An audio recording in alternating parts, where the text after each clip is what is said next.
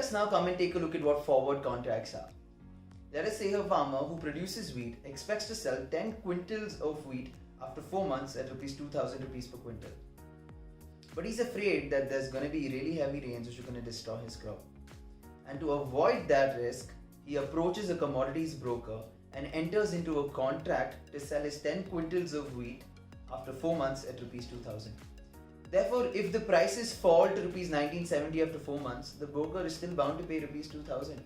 But after 4 months, if the market is at an all-time high and there is lack of supply and hence the prices of wheat have increased to rupees say 2020, the broker is still bound to pay only rupees 2000 for the wheat that he got into a contract with.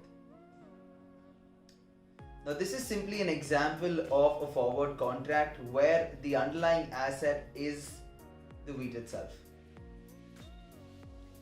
So basically the only difference between forward contracts and future contracts is that essentially futures are always traded on exchanges, whereas forward contracts are more customized in nature and hence are only traded on an over-the-counter basis and are not really traded in exchanges. Moving on to options. Options provide the buyer of the contract the right but not the obligation to purchase or sell the underlying asset, obviously at a predetermined price. Basically giving the buyer the right to buy or sell something. Okay, so let's say in this case of the broker and the farmer, that the broker is really worried that the farmer might not really give his crops on time to him. What if the rains are too harsh and he does not end up receiving those crops at all? What is the broker going to do to his customers then? So what he does is, he is going to hedge his risk by going and approaching another farmer. So he hedges this contract by taking out an option. So he finds another farmer and tells him that he will give him 400 rupees for the right to buy 10 quintals of wheat at rupees 2000 per quintal before the expiry, which is 4 months. So basically he's buying the option and he has the right to exercise that option anytime before the expiry.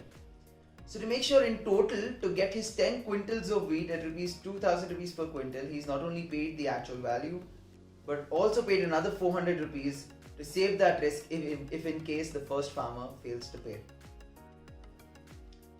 There are two types of options, call options and a put options. In a call option, you have the right but not the obligation to buy a given quantity of an underlying asset at a given price.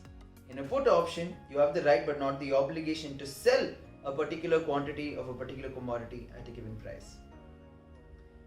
The only thing that you need to remember is that to buy any sort of options, you always have to pay a premium.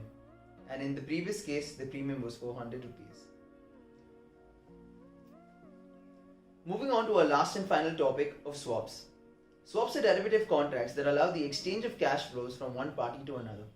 The most common types of swaps are interest rate swaps, currency rate swaps, and commodity swaps. Now let's take an example of an interest rate swap. Suppose you have an instrument that has a floating interest rate, which means that the rate really isn't fixed and changes every month depending upon what your underlying asset exactly is. So basically you aren't really sure of the interest rate that you might have to pay on a loan that you have taken or a bond that you have bought. So what people often do is that they take that level of uncertainty of that floating interest rate and swap it with a fixed interest rate. To give you more clarity, suppose a bank gives out loans on an fixed interest rate of 5% or a bond at 5%. And since you know that it has a floating interest rate attached to it as well, 1 month it might be 5%, another month it might be 7%, and another month it might be down to 3%. But since you really want to swap it with a fixed interest rate of 5%, in the months that have the difference of 2 and 3, the bank is going to be the one that's going to be paying the difference. And again, basically, it is a contract which is based on an underlying asset, and over here, in this case, the underlying asset is your bond and your loan. We covered the 4 different types of derivatives, which are forwards, futures, options, and swaps. Hope this brings you more clarity upon what derivatives really are, and thank you for your time.